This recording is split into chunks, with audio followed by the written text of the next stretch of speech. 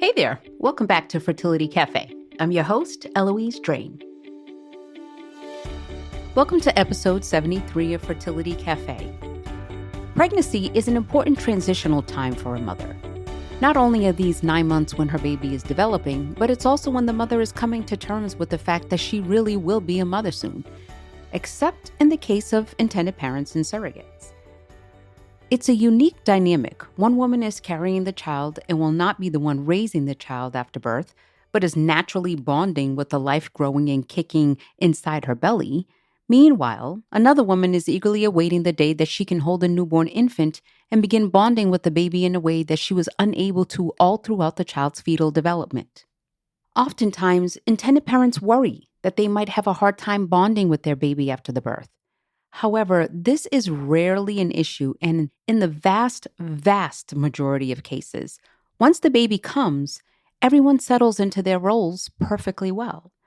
While it's mostly women, intended mothers, who we hear these concerns from, but in fact, intended fathers in heterosexual couples, gay couples, and single intended parents all worry about these issues as well. If you're fretting over the bonding with your baby and feeling like you're missing out, there are a number of things that you can think about, consider, process, and do to help you better prepare for the day baby comes.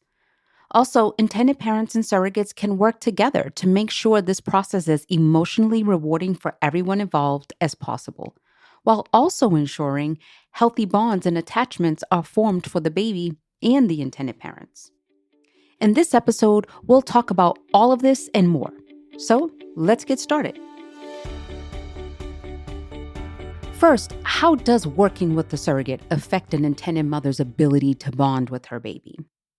Let's just tackle that one right off the bat. The truth is, I've never seen it affect an intended mother's or intended father's ability to bond with baby.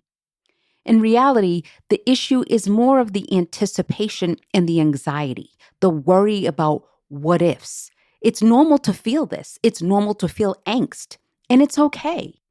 Because everything you've been through, it's normal to feel a sense of loss over not being able to carry a child yourself. It's also normal to feel and process a lot of traumatic feelings and experiences because of all the steps you've had to take to get to the conclusion that surrogacy was your best option. And then, on top of that, all of the steps, poking, prodding, and emotional turmoil that goes into making a surrogacy journey happen. All of these emotions are swirling around your head and your heart, keeping you preoccupied and making you worry about the end result. Will this actually work? Will the baby be healthy? Will I feel connected to my baby? Will I be ready to be a parent even though I won't be giving birth? These are all normal concerns to have. That is your first step. Understanding that what you're going through is very normal and typical, even for couples who conceive and birth a baby naturally. Rather than channeling your energy into worrying, wondering, and fretting over what might go wrong after baby is born, I want you to focus on these things instead. First and foremost, you will be so glad that your baby is here. Even if surrogacy wasn't your ideal way of bringing a child into this world, you showed that you would do just about anything to be a parent, and that is a precious gift.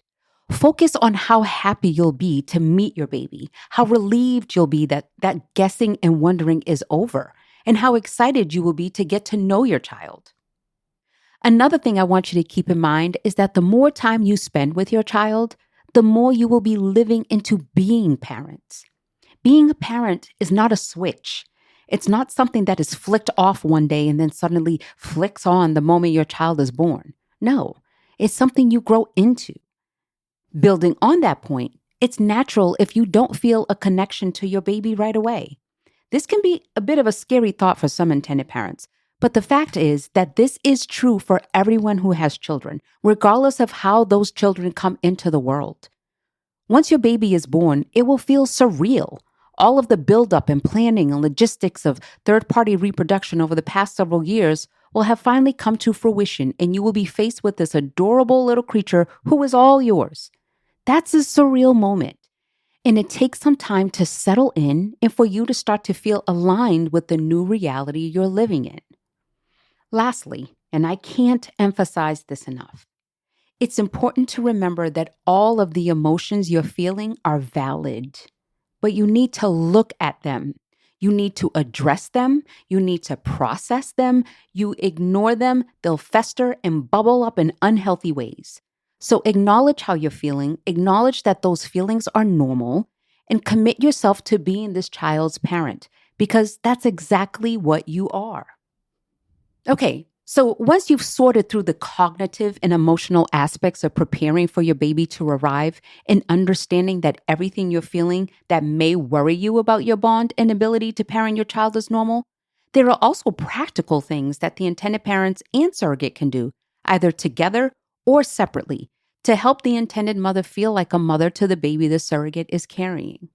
Keep in mind that everything that I'm saying also applies to gay couples, single intended parents, and other scenarios, but I will likely continue to reference the intended mother or simply intended parents in general because it is often the women who worry about this most. Okay, so let's talk about some practical, tangible world things you can do to support the emotional work you're doing to prepare for bonding with your baby. The surrogacy process is an emotional one for everyone involved. It's important that you form a healthy, open line of communication with your surrogate before implantation to ensure you have a plan for those key milestones when emotions might be heightened. For example, prior to implantation, talk with your surrogate about how comfortable she is with touching her belly, with questions about her experience and the developing baby, and with your involvement at her medical checkups. Talk about how you can be part of the emotional part of your baby's development and how much information would help you feel connected to the process. Do you want weekly phone calls, ultrasound images, texts when the baby kicks or moves? All of these expectations are important to discuss ahead of time. You may also discuss with your surrogate having a transfer item. This is something that the surrogate has with her during all or part of the pregnancy, possibly has with her during the birth, and that is passed on to the mother after birth. It could be a hair clip or a scrunchie the women both enjoy, a cozy pair of socks, or it could be something for the baby like a toy, a blanket, or even a storybook. Many intended mothers and surrogates collaborate on things like photo albums or scrapbooks that can make the intended mother feel more a part of the pregnancy process. Talk about what activities you might do together to start forming that connection between intended mother and baby before birth. Sound is also a powerful connector. If your surrogate is local or if you have regularly scheduled visits, the intended parents can talk to the baby and begin forming a relationship while the child is still in utero. Some intended parents like to play specific songs to their developing babies that they can later play during feeding time, diaper changes, and naps with their baby after birth. Another thing to consider is whether the intended parents will have a baby shower, if the surrogate will be present at the baby shower, and if so, how will you jointly focus the attention of the guest to make sure that the intended mother feels included and the surrogate feels respected and appreciated? So far, we've talked a lot about what the intended mother and surrogate can do together to help the intended mother bond with baby before birth. But there are other things that intended mothers can do independently to feel connected. For example, many intended mothers choose to keep a journal and write letters to their developing baby throughout the pregnancy. If you're religious or have a spiritual practice, you may choose to pray or meditate in a way that feels like you're communicating with or forming an emotional or spiritual bond with your child to be. Ultimately, the most important thing to ask yourself is, what do I feel like I need in order to feel connected to my baby? As the birth draws near, it's important to shift the focus of this question and ask, what will my child need in order to feel bonded to me? And the real answer is nothing. Your baby will feel bonded to you because you are his or her parent, and that's all that matters. But again, I'm going to reiterate, the mental and emotional process of dealing with all of this and worrying about whether you and your baby will bond is what we're actually addressing. At and after birth, there are a number of welcome to the world steps that intended parents can be involved in to help symbolically step into the role of the baby's primary caregiver. For instance, if you have agreed with your surrogate that you will be in the delivery room during the birth, you may be able to cut the baby's umbilical cord. Also, the doctor will need certain sensory checks to be performed, ideally by whoever will be bonding with the baby. Oftentimes, this involves laying the baby on the birth giver's chest, touching the baby's hands and feet, and feeling the baby's breath. Talk with your doctor and surrogate about who will be involved in these routine but emotionally charged steps. As much as possible, enjoy skin to skin contact with your baby. Not only is this incredibly important to your child's mental and physical development, but it's also a primary stimulant of the hormone oxytocin, which is scientifically linked to feelings of emotional connection and bonding. Once you take your newborn home, there will inevitably be challenges. Your baby may cry, have difficulty sleeping, develop acne or a rash, or any number of other challenges that are common to babies. It's important to remember that your child is not fussy or struggling because of the surrogacy or the surrogate. Rather, these are the normal behaviors of any baby, and it's your job as the parent to be compassionate and provide for your child's needs. Thank you so much for listening.